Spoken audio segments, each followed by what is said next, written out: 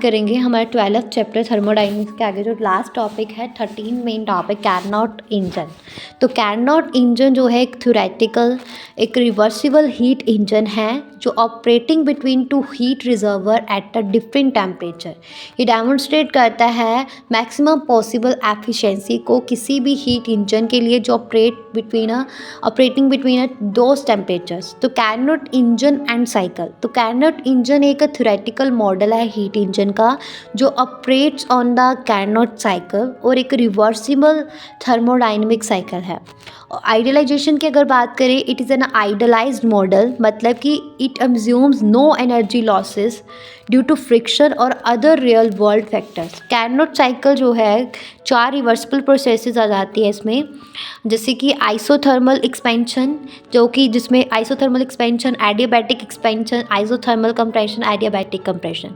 Isothermal expansion working substances expand करते हैं constant temperature पे और अब्जॉर्ब करते हैं हीट को from the hot reservoir.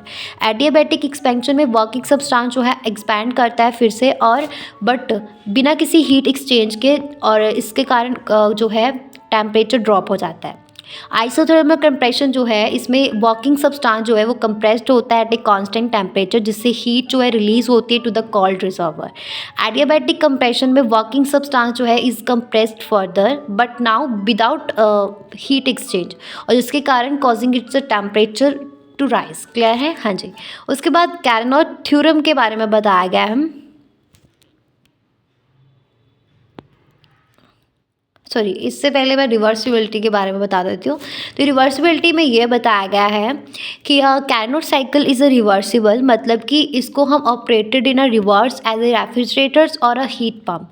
Maximum efficiencies का अगर बात करें तो कैरनॉट इंजन जो है रिप्रेजेंट करते हैं theoretical upper limit of efficiency for any heat engine जो ऑपरेटिंग होते हैं बिटवीन द टू टेम्परेचर्स। तो कैरनॉट थ्योरम क्या है? कैरनॉट थ्योरम बताती है कि कोई भी जो है हीट इंजन जो है operating between no real heat engine operating between two thermal reservoir और can be more efficient than a Carnot engine operating between the same reservoir.